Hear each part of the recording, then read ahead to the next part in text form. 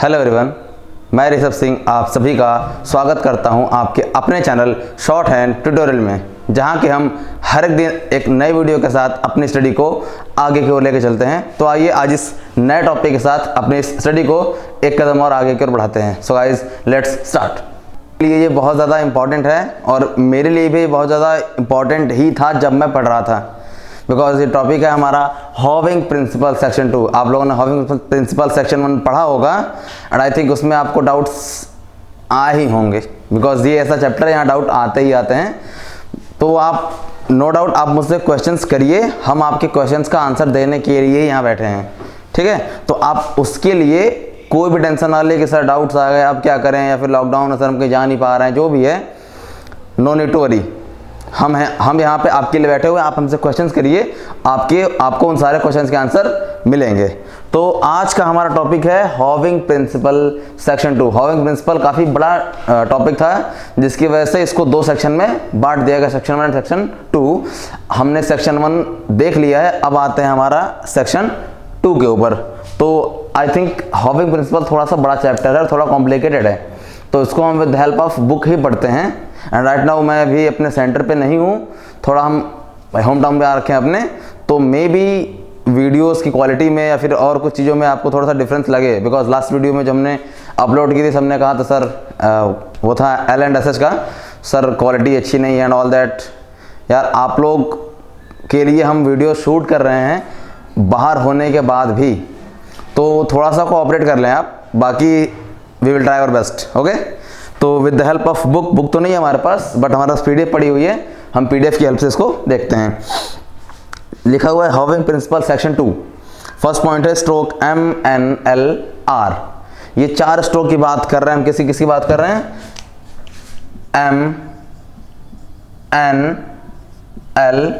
MNLR। ये हमारे 4 स्ट्रोक ऐसे हैं जिनका कोई भी डबल फॉर्मेशन नहीं, double means light and dark ऐसा कोई सीन है ही नहीं। ये सिर्फ और सिर्फ M एक लाइट बनता है, N लाइट बनता है, L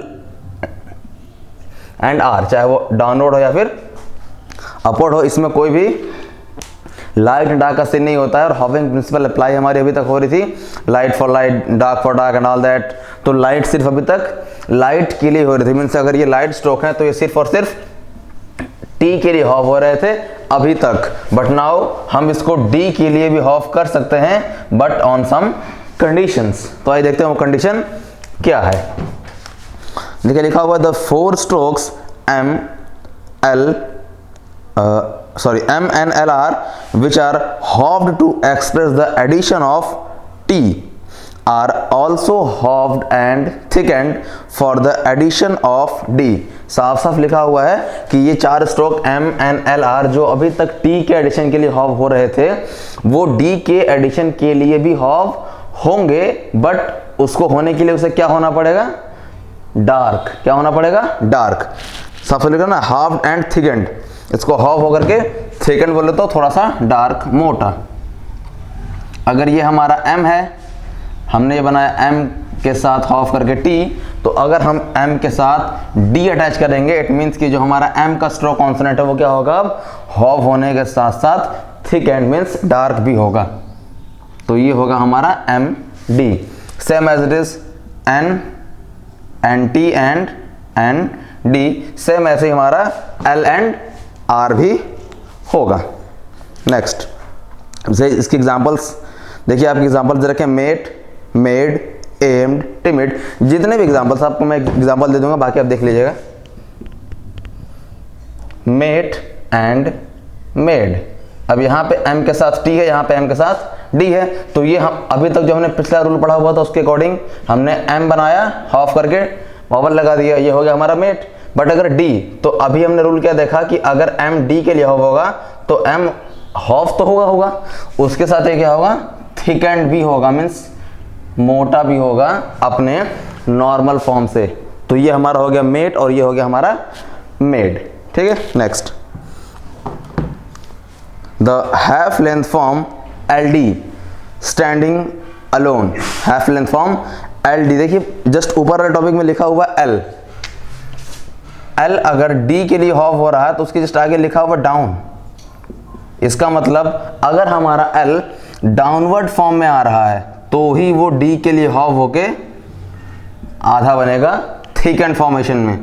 अपवर्ड एल डी के लिए हॉव नहीं होगा, जितना हमने अभी तक यहाँ देखा है। बाकी आगे जो कंडीशन है वो बात की बात है, बट टिल नाउ एल हमारा डी के लिए हॉव होगा तो वो डाउनवर्ड ही जाएगा, अपवर्ड नहीं जाएगा।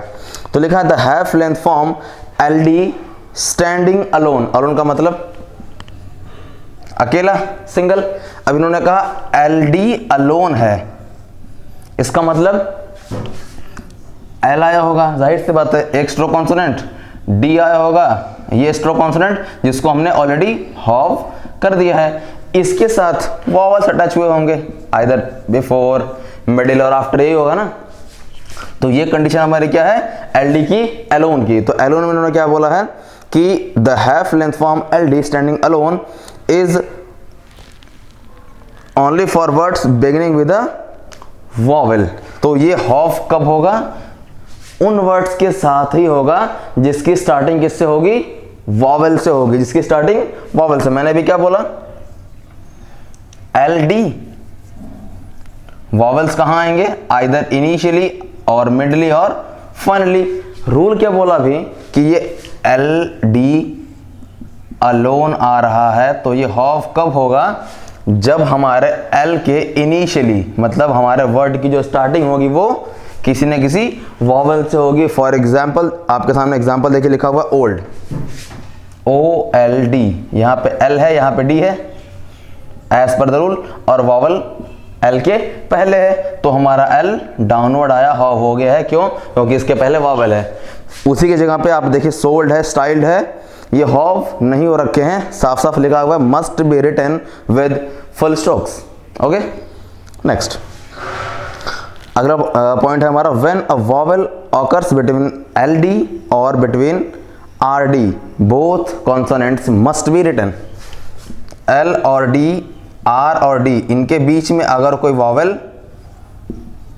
वॉवेल आ जाता है तो हम एल को हॉफ करके या आर को हॉफ करके डी को रिप्रेजेंट नहीं करके पूरा एल डी अलग और आर डी या फिर आर डी जो बनाते हैं हम वो सेपरेट ही बनेगा for the indication of vowel. वो चाहे वॉवेल फर्स्ट प्लेस का हो, सेकंड प्लेस का हो, थर्ड प्लेस का हो, डजंट मैटर। वॉवेल को इंडिकेट करने के लिए हमारे पास क्या होना चाहिए, a full length stroke.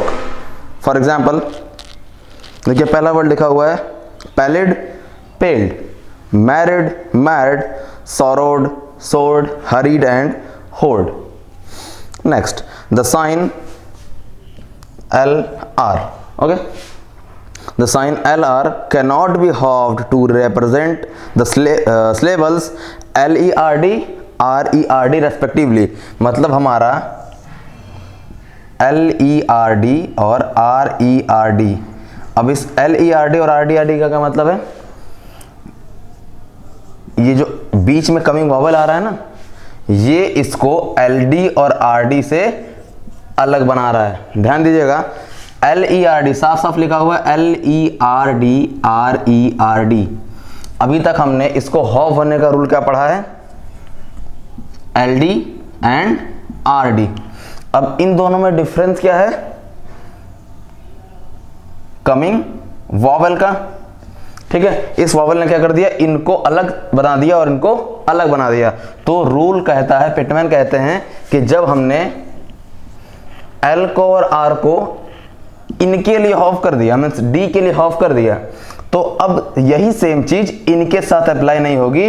It means कि अगर ये कंडीशन आती है तो हम इसको हॉव नहीं करेंगे, क्योंकि हॉविंग का जो अधिकार है वो हमने ऑलरेडी एलडी और आरडी को दे दिया है। और अगर सेम चीज दोनों को देंगे तो हम इसको ये समझ सकते हैं और इसको ये समझ सकते हैं, तो कंफ्यूज ना हो, कंफ्यूजन क्रिएट ना हो, इसके लिए हम क्या करेंगे, इसको हॉफ किया और इसको फुल लेंथ फॉर्म में रिप्रेजेंट कर दिया। Next, the stroke MP, MB, NG। MP याद होगा सभी को, कंपाउंड कॉन्सोनेंट। आई थिंक आप में से कोई भूला नहीं होगा, और भूले हैं तो दोबारा कंपाउंड कॉन्सोनेंट को देखिए आप। कंपाउंड कॉन्सोनेंट क्या कहता है, MP, MB, NG। आपने देखा MP, MB, NG। ठीक है, हमने अगर M को थिकन किया तो M हमारा P और B, दोनों के साथ अगर हम m को थिकेंड करते हैं, m को थिकेंड करते हैं तो वो mp या mb दोनों में से कुछ भी बन सकता है। और नेक्स्ट हमारा ng ऑलरेडी हमारा एक थिकेंड फॉर्म है, ठीक है। सो लिखा हुआ है इन्होंने कि the strokes mp mb ng cannot be halved for the addition of t और d। ये तीन स्ट्रोक, फिर से ध्यान दीजिएगा, ये तीन स्ट्रोक d के एडिशन के लिए, d के एडिशन के लिए हॉव नहीं होंगे, d के एडिशन के लिए हॉव नहीं होंगे। कब तक? तो इन्होंने आगे लिखा हुआ अनलेस, अनलेस बोले तो अनलेस का मतलब होता है जब तक कि दे आर हुक्ड इनिशियली और फाइनली, जब तक कि वो इनिशियली या फाइनली हुक्ड ना हो। साफ साफ लिख रखा है the stroke mp mb ng cannot be halved for the addition of either t और d unless they not hooked initially और फाइनली। अगर वो इनिशियली या फाइनली दोनों में से कहीं भी हुक्ड नहीं है, कहीं भी हुक्ड मतलब हुक बोले तो sorry R hook, L hook, M hook, N hook, sorry N hook, F hook, little confuse, ठीक है। तो अगर ये इनिशियली या फाइनली हॉव नहीं है तो, सॉरी इनिशियली या फाइनली हुक्ड नहीं है, इनिशियली या फाइनली हुक्ड नहीं है तो ये हॉव नहीं हो सकता है। एक बार फिर से देखेंगे इस रूल को, बिकॉज मैं थोड़ा कंफ्यूज हो गया था। लिखा हुआ है the stroke mp mb ng cannot be halved for the addition of either t और d। हमारा जो mp mb और ng का स्ट्रोक कॉन्सोनेंट है ये d के लिए हॉव नहीं होगा अनलेस, जब तक दे नॉट हुक्ड इनिशियली और फाइनली, जब तक ये आइदर इनिशियली और फाइनली, या तो इनिशियली या तो फाइनली हुक्ड ना हो। अगर ये हुक फॉर्मेशन में नहीं है तो आप इसको हॉव नहीं कर सकते हैं। फॉर एग्जाम्पल पहला वर्ड दिया हुआ इम्प्यूट, इम्प्यूट IMPUT, ये हमारा क्या है MP, इसके पहले ना ही कोई हुक है, ध्यान दीजिएगा, इसके पहले ना कोई हुक है और ना ही इसके बाद कोई हुक है, तो ये हमारा T के लिए हॉव नहीं हुआ। सेम ऐसे इम्ब्यूड, बिलोंग्ड, बट अगला वर्ड है हमारा हैम्पर्ड। अब अगर हम बात करें हैम्पर्ड की, हैम्पर्ड, तो ये हमारा H, ये है हमारा MP और ये है हमारा R। R हमारा एक इनिशियल हुक है जो कि इस MP के साथ अटैच होगा इनिशियली। तो अब क्या हो गया, हमारा MP एक हुक फॉर्मेशन हो गया और जब वो हुक फॉर्मेशन में आएगा तो हम उसको D के लिए हॉव कर सकते हैं। तो अब ये बना हमारा हैम्पर्ड, ठीक है। बट ये इम्प्यूट को हम हाव नहीं कर सकते हैं, क्यों? क्योंकि यहाँ पे हमारा MP इनिशियली या फाइनली हुक नहीं है। ओके, ये तो हमारा हो गया इनिशियल हुक। अगर ये फाइनल हुक के भी साथ आता है, फॉर एग्जांपल अगर कोई वर्ड आ जाए, चलिए बुक में दे रखा है इम्प्यून्ड, इम्प्यून्ड आपका बुक में ऐसे बना हुआ है, क्यों बना हुआ? ये है हमारा MP, ठीक है, ये हमारा इनिशियल वावल E, म, इम, P अटैच है, U का डिथॉन्ग, इम्प्यू, N का हुक एंड देन जिसके लिए हमने ऑफ कर रखा है वो है D। तो हमारा बना E MP U and D, ये हो गया हमारा इम्प्यून का फॉर्मेशन। इसको हम ऑफ करके बनाए हैं, क्यों? क्योंकि ये N हुक के साथ अटैच होकर आ रहा है और N हुक हमारा एक फाइनल हुक है। तो आइदर इनिशियल और फाइनल किसी भी हुक के साथ आप इसको ऑफ कर सकते हैं, MP MB और NG को, लेकिन जब तक वो किसी हुक के साथ अटैच नहीं है आप उसको ऑफ नहीं कर सकते हैं, ठीक है। अगला टॉपिक है हमारा RT एंड LT। क्या है? RT and LT, RT LT। ये हमारा, इस रूल को हमने ऑलरेडी पहले पढ़ रखा है सेक्शन 1 में, क्योंकि RT LT, R और L दोनों हमारे क्या हैं, लाइट स्ट्रोक, और लाइट हमारा T के लिए ऑफ पहले से हो रहा था, बट कुछ चेंजिंग इसमें आई हुई है। वो चेंजिंग क्या है वही हमें देखना है। देखिए लिखा हुआ है यहाँ पे, the signs for RT and LT generally written upward. Generally means, मैंने क्या बोला? जनरली मीन्स आमतौर पर मीन्स बेसिकली मोस्टली हम क्या करते हैं, आर अगर टी के साथ या फिर एल अगर टी के साथ अटैच हो रहा है तो आर और एल दोनों ही हमारा अपवर्ड बनता है, आर टी के लिए और एल टी के लिए। ये तो हो गया हमारा जनरल कंडीशंस। बट अब स्पेशल कंडीशंस क्या हैं? But L is written downward, L को हम डाउनवर्ड कब लिखते हैं?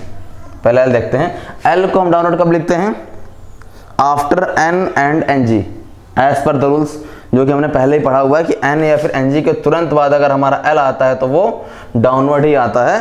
तो अगर एन के बाद अगर हमारा एल आ रहा है तो इस एल को हम डाउनवर्ड लिखेंगे। फॉर एग्जाम्पल इनलेट एक एग्जाम्पल होगा, inlet and ringlet, okay. And it is written downward after W, after W, ध्यान दीजिएगा, डब्ल्यू के बाद क्या आया? एल, आफ्टर डब्ल्यू एल, फिर उसके आगे लिखा हुआ है इफ नो वॉवेल फॉलोज, अगर इस एल के बाद कोई वॉवेल नहीं है। फिर से अगर हमारा एल डब्ल्यू के बाद आ रहा है, अगर हमारा एल डब्ल्यू के बाद आ रहा है और उस एल के बाद कोई वॉवेल नहीं है तो फाइनल जो हमारा एल आएगा वो डाउनवर्ड जाएगा, और अगर इस एल के बाद वॉवेल है तो ये अपवर्ड जाएगा।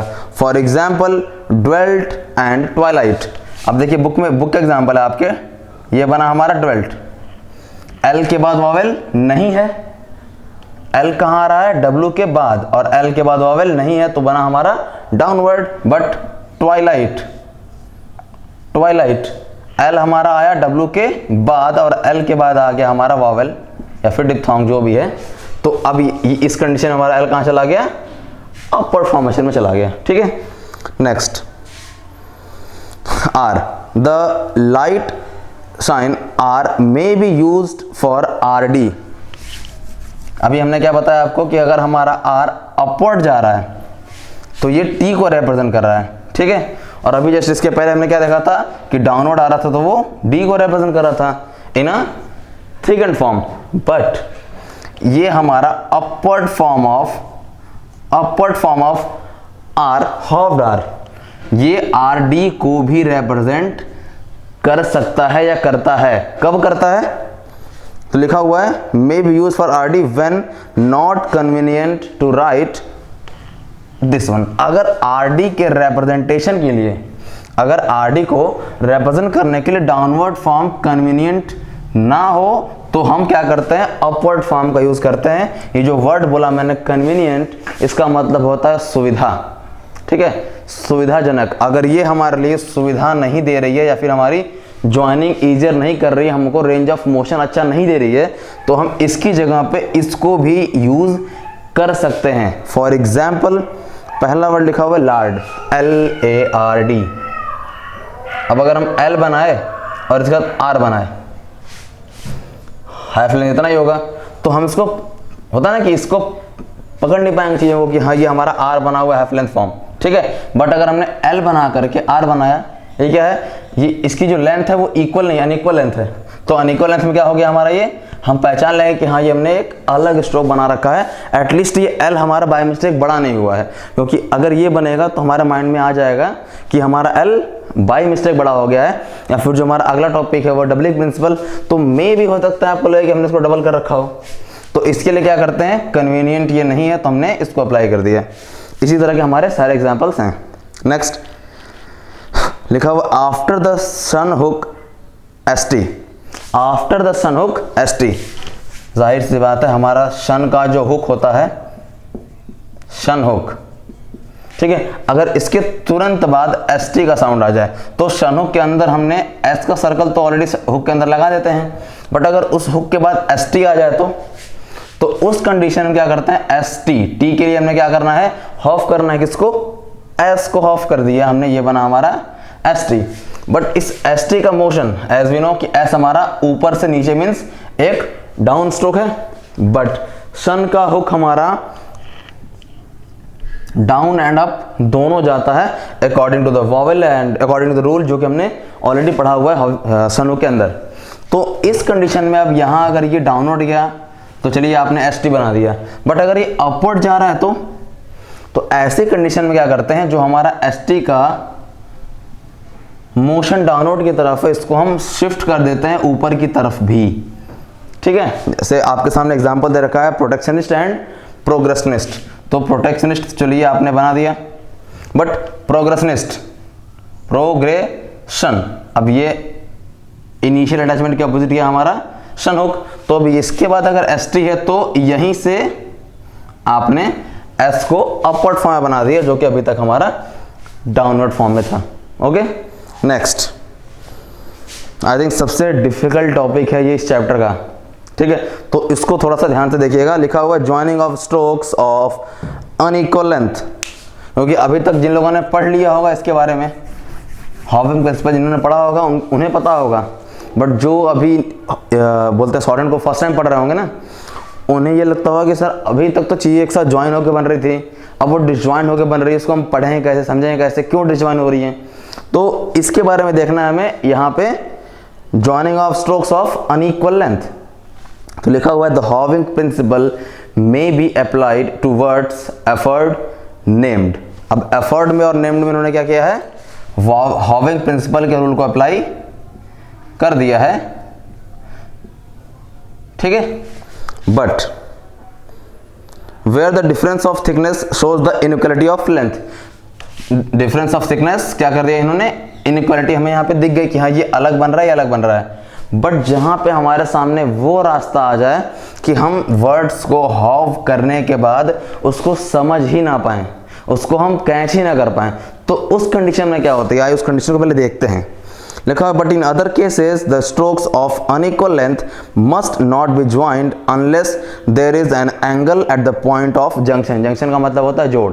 तो इन्होंने साफ साफ कहा हुआ है कि बाकी अदर कंडीशंस में, इन other cases the strokes of unequal length, जितने भी हमारे अनइक्वल लेंथ के स्ट्रोक्स होते हैं, मस्ट नॉट बी ज्वाइंड, उसको हम ज्वाइन नहीं करते हैं, उसको हम ज्वाइन करके नहीं बनाते हैं। कब, unless there is an angle, जब तक कि कोई एंगल ना हो, कहां पे, at the point of junction. Junction means जहां ज्वाइंट हो रही है, ज्वाइंट के एरिया में अगर हमें कोई एंगल नहीं मिल रहा है तो हम उसको ज्वाइंट फॉर्मेशन में नहीं बनाएंगे।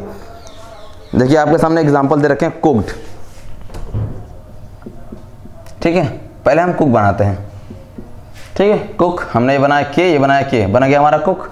अब अगर इसको हमें कुक्ड बनाना है, ठीक है, ये बना हमारा एक के, जो कि स्टैंडर्ड लेंथ है के का।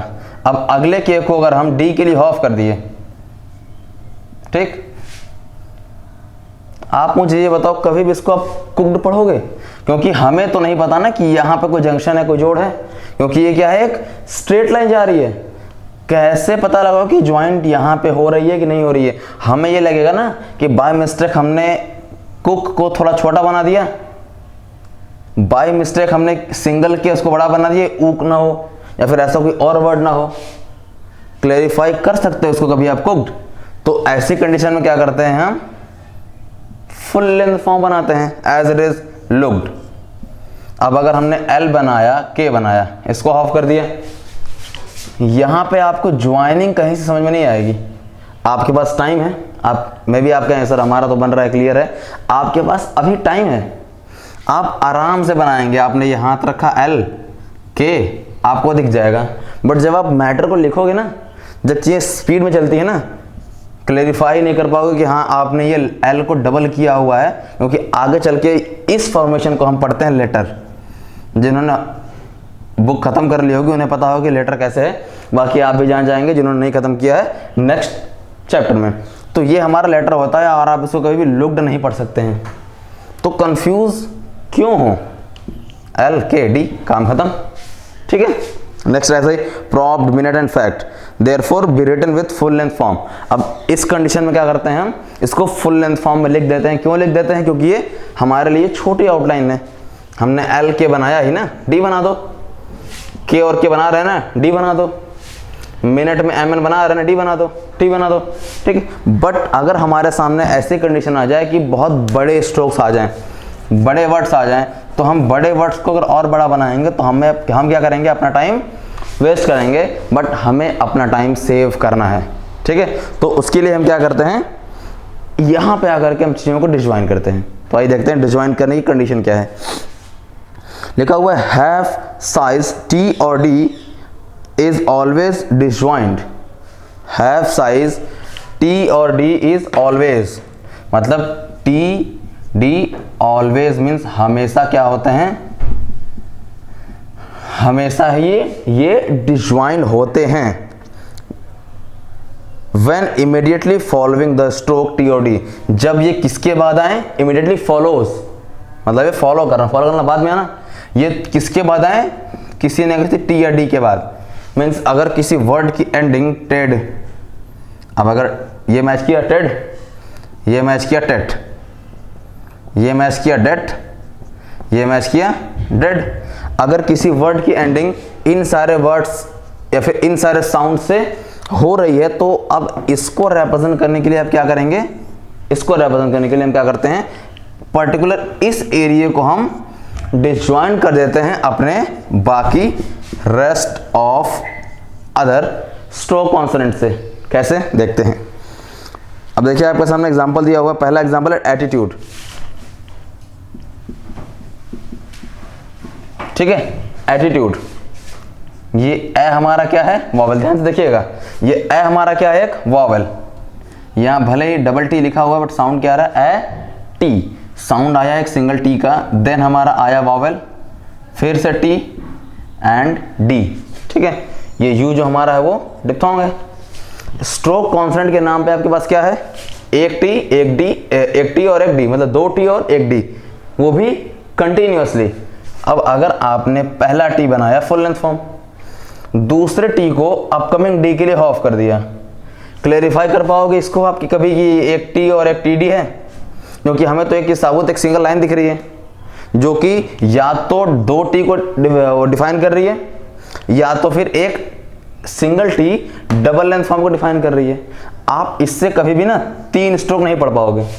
बट अगर वहीं पे क्या करेंगे हम, मैंने क्या बोला, लास्ट का टी और डी यही है ना, ठीक है, एटीट्यूड टी डी, इसी कंडीशन में आ रहा है ना टेड टी डी, इसको हमने क्या करना था, डिसजॉइन, किससे, रेस्ट ऑफ अदर, लिखा है ना, रेस्ट ऑफ अदर स्ट्रोक से हमने टी डी को डिसजॉइन कर दिया। अब इस टी डी को रिप्रेजेंट करने के लिए हम टी को ऑफ कर दिए। ठीक है, बचा क्या हमारा, एटी, ए टी बन गया। अब ये क्या बचा, ट्यूड, ट्यूड में यू को हमने इससे रिप्रेजेंट कर दिया, यू के डिप्थोंग से, और इस टी को ऑफ करके इसके हमने डी को अटैच कर दिया। अब आप इसको इजीली एटीट्यूड पढ़ लोगे क्योंकि आपने स्टार्ट किया ए टी, टी के साथ यू ट्यू, डी तो हमने ऑफ कर रखा है, एटीट्यूड। बट आप इसको कभी भी एटीट्यूड नहीं पढ़ सकते हैं। ठीक है, नेक्स्ट ऐसा एग्जांपल आपका ड्रेडेड, ड्रेडेड, डी आर के बाद एक वॉवेल है, देन क्या है, डेड, मैच कर लो, डेड, लास्ट एंड किससे हुई, डबल डी से। हमें इसको कैसे रिप्रेजेंट करना है, डिसजॉइन करके, किससे, प्रेसीडिंग स्ट्रोक से, रेस्ट ऑफ अदर या फिर प्रेसीडिंग जो भी कह लें। और ये वॉवेल, वॉवेल आ रहा है डी आर के बाद, ये बनाया आपने ड्रे, ये बनाया आपने डेड, बात खत्म। हाँ, बस हमें एक चीज का ध्यान देना है कि जो हम डिसजॉइन फॉर्म बनाएंगे ना, वो हमारे इस प्राइमरी स्ट्रोक से ज्यादा दूरी पे नहीं होगा, गैप पे नहीं होगा। अगर मान लीजिए हमने ड्रे बना के डेड बना दिया तो आई थिंक इसको हम ट्रे और इसको बट पढ़ेंगे। लेकिन अगर ये एकदम क्लोज टू क्लोज है, नियर बाई, हमने रूल पढ़ा हुआ है, हमें कंडीशंस पता हैं, तो हम अगर इसको देखेंगे हम समझ जाएंगे कि हाँ भाई ये डी आर होगा या टी आर होगा और ये टेड या डेड होगा, तो उसको हम आराम से ड्रेडेड पढ़ लेंगे। बट आई डोंट थिंक इसको आप पढ़ पाएंगे, ओके, और ना ही इसको पढ़ पाएंगे आप ज़्यादा गैप होने के बाद। तो इन सारे कंडीशंस में हमें स्ट्रोक्स को डिसजॉइन करके बनाना पड़ता है। तो आई थिंक डिसजॉइंट की दिक्कत अब आपको नहीं आएगी। ठीक है, next, the half size stroke is also disjoined in some other cases. कुछ और कंडीशन है जहां पे आप उसको डिसजॉइन करते हैं, वो कंडीशंस क्या हैं, जहां पे आपको ईजियर ज्वाइनिंग नहीं मिल पाएगी ज्वाइंट फॉर्म में बनाने से। फॉर एग्जांपल, पहला एग्जांपल देख लीजिए आप, एप्टनेस, एप्टनेस, ये बना आपका एप्ट, ये बना नेस, ये है आपका एप्ट, ये है नेस। ठीक है, अब अगर आप एक हाफ लेंथ p के साथ नेस को ऐड करेंगे तो स्पीड में ना ये कभी भी आपको एक अच्छी ज्वाइनिंग नहीं देगी। तो आप क्या करेंगे, एप्ट को अलग नेस को अलग। बस मैंने क्या बोला था, गैप बहुत ज़्यादा नहीं होना चाहिए, एक दूसरे से दूर ना हो, अदरवाइज आप इसको एप्ट पढ़ लेंगे बट इसको नेस ना पढ़ के आप इन्फ्लुएंस ही पढ़ेंगे। तो साथ में रहे, अटैच करके बनाइए, चाहे वो उसके साथ इधर में हो चाहे वो इधर में हो, डजंट मैटर। ऐसा नहीं कि बुक में ये दे रखा सर तो क्या ये गलत है, नहीं ये गलत नहीं है, बट हाँ ये गलत है। आप इसके पहले नहीं बना सकते क्योंकि हम पहले से स्टार्टिंग से पढ़ते आ रहे हैं कि जो चीज़ें हमें पहले दिखती हैं वो पहले कमिंग होती हैं। अब अगर आपने नेस पहले बनाया तो नेस एप्ट हो जाएगा ना वो, ठीक है। तो चाहे ये हो doesn't matter. Next, past tenses. सबसे पहले तो अभी पास्ट टेंस होता क्या है, किसी भी पर्टिकुलर वर्ड में हमने अगर ईडी जोड़ दिया तो पास्ट टेंस, ठीक है। ईडी जोड़ दिया तो क्या हो गया हमारा वो पास्ट टेंस। कोई भी एग्जांपल ले लीजिए आप, मतलब कोई भी ऐसा वर्ड ले लें, कोई वर्ड मुझे याद नहीं आ रहा, चेक करता हूं मैं। हाँ, पार्टेड, ब्रेडेड, कोटेड, ग्रेडेड, और भी सारे एग्जांपल्स होंगे आपके जो एड से एंड हो रहे हैं, ठीक है। तो ये हमारा रिप्रेजेंट करता है किसको, पास्ट टेंस को। तो in case of past tense, देखिए मैं आपको वर्ड लेके दिखाता हूं, ये है पार्टेड, ठीक है। ये हमारा पास्ट टेंस का एक वर्ड है। अब आप ये सोचेंगे कि सर ये बना हमारा पार्ट, जैसे कि पहले बनता था पार्ट, ये बना हमारा एड, ठीक है। नहीं, रॉन्ग है। जो भी हमारा एड या फिर इसको हम कह लें टेड, जो कि अभी हम जस्ट पहले वाले रूल में पढ़े हैं, ये टेड, टेट, डेट जो भी पढ़ा हुआ है, तो ये हमारा क्या कर रहा है, एंड कर रहा है वर्ड का। टेड या डेड हमारे वर्ड की एंड कर रही है। तो हमने क्या देखा था कि टेड और डेड को हम इससे रिप्रेजेंट कर रहे हैं, तो रेस्ट ऑफ अदर को हम एज यूजुअल रिप्रेजेंट करेंगे और टेड को हम हाफ लेंथ फॉर्म से रिप्रेजेंट करेंगे। ऐसा नहीं है कि हम अपने स्ट्रोक के साथ कोई छेड़खानी करेंगे। जितने भी एग्जांपल ले लें आप, ब्रेडेड, ब्रेडेड, कोटेड, कोटेड, आप इसमें छेड़खानी कर सकते हैं, इसको आप अप्लाई नहीं कर सकते हैं। क्यों? क्योंकि आई थिंक ये आपके हाथों के मोशन को तोड़ता है। बाकी पिटमैन को जो अच्छा लगा हो, आई डोंट नो। नेक्स्ट लिखा हुआ the halving principle in phraseography. Halving principle का यूज आप फ्रेजोग्राफी में भी कर सकते हैं। कैसे कर सकते हैं? साफ साफ लिखा हुआ है the halving principle is employed in phraseography as follows for the word it. It को अगर आपको किसी वर्ड में अटैच करके बनाना हो, फिर किसी ग्रामलॉग में अटैच करके बनाना हो, तो आप उस प्रेसीडिंग ग्रामलॉग को, प्रेसीडिंग वर्ड को क्या कर देंगे, हॉफ कर देंगे। फॉर एग्जांपल इफ इट, ये बनता है हमारा इफ के साथ क्या अटैच हुआ, अब इट, तो इट को रिप्रेजेंट करने के लिए आप प्रेसीडिंग क्या है आपका इफ, आपने एफ को हॉफ कर दिया, ये हो गया हमारा if it is, I am not, you may not, ऐसे जितने भी आपके एग्जाम्पल्स हैं सब इसी के हैं। नेक्स्ट है आपका वर्ड एंड वुड। वर्ड को अभी तक हम इससे और वुड को अभी तक हम इससे रिप्रेजेंट कर रहे हैं, बट इन फ्रेज वर्ड और वुड दोनों को हम हाफ लेंथ ऑफ डब्ल्यू से रिप्रेजेंट कर सकते हैं ओनली इन फ्रेज। अदरवाइज आप इस पे थे, इस पे ही रहेंगे, और वो भी फ्रेज में ऐसा नहीं कि हमेशा इसको अप्लाई करना है। जहां पे हमारा फ्रेज इसके साथ ज्वाइंट ना हो पाए वहां पे ही हम इसका यूज करते हैं। Just like it would and this would, ठीक है। अब इट के साथ हमारा वुड का ये फॉर्मेशन ज्वाइन हुआ, बट इट के साथ, सॉरी, दिस के साथ हमारा ये फॉर्मेशन ज्वाइन नहीं हो पाया, तो दिस के साथ हमने इस फॉर्मेशन को ट्राई किया, ये इजीली ज्वाइन हो गया। तो जहां पे ये ज्वाइन नहीं हो पाएगा हम वहीं पे इसको अप्लाई करेंगे, अदरवाइज हमारा ये बेसिक चल रहा था, ठीक है। सेम ऐसे आपके we would be and all that जितने भी एग्जांपल्स हैं। और नेक्स्ट आपका at all times and able to make, यही सारे एग्जांपल्स हैं। आप इन सब की प्रैक्टिस कर लीजिएगा। बाकी अगर आपको कोई डाउट होता है आप उसके लिए टेंशन ना लीजिए, हम यहाँ पे हैं, आपके सारे क्वेश्चंस के आंसर दिए जाएंगे। बट आई थिंक वीडियो देखने के बाद आपको डाउट्स कम ही होंगे पहले के कंपेरिजन में। अगर उसके बाद भी जो भी डाउट्स हैं आप हमसे मैसेज करिए, कॉल करिए, सवाल करिए आप हमसे, हम आपके सारे सवाल का जवाब देंगे। और इसके साथ मैं कुछ सोच रहा था कि क्यों ना, क्योंकि आपने हॉविंग प्रिंसिपल सेक्शन 2 तक पढ़ लिया, तो क्यों ना कुछ हम बात अब मैटर की कर लें, डिक्टेशन ही कर लें। बिकॉज एज ए बिगिनर, चलिए ठीक है आप अभी रूल्स पढ़ रहे हैं, बट मैटर का लिखना भी ज़रूरी है। जितना आपको रूल पता होना ज़रूरी है, उतना आपका हाथों का मोशन भी चलना ज़रूरी है। तो मैं ये सोच रहा था कि क्यों ना आपको मैटर बोला जाए। I think chapter S and Z से स्टार्ट करते हैं, और बहुत हाई स्पीड का मैटर नहीं रहेगा, एक मॉडरेट जिसपे कि आप लिख सकें, may be non mistake, may be with in 10 mistake, 110 mistake, 5 mistake, 20 mistake, जो भी आप लिख पाएँ। प्रैक्टिस करते रहेंगे, आपको रिजल्ट मिलेगा उसका। बट होता है ना कि अब इकट्ठे आप मैटर सीधा बुक खत्म करें फिर मैटर पे आए, इससे अच्छा है कि आप स्टार्टिंग से ही चीज़ों को अपने होता है ना अंडर में ले लें, ताकि अब जो बेसिक स्पीड है उसको आप कवर कर सकें। बाद में ये ना बोलें सर हाथ नहीं चल रहा है, फिर ऐसी दिक्कतें आ रही हैं। तो मैंने ऐसा प्लान किया, ऐसा डिसाइड किया। बाकी अगर आप बोलें, क्योंकि देखो पढ़ना आपको ही है, तो आप लोग हमें कमेंट सेक्शन में या फिर डायरेक्टली व्हाट्सएप पे, फेसबुक पे मैसेज करके बताइए कि जो हमने डिसाइड किया हुआ है या फिर जो डिसीजन में लिया हुआ क्या वो सही है या नहीं। अगर ये सही होगा तो होप सो आपकी अगली वीडियो मैटर की ही आएगी। ओके, सो गाइस आज के लिए सिर्फ इतना ही। Have a good day.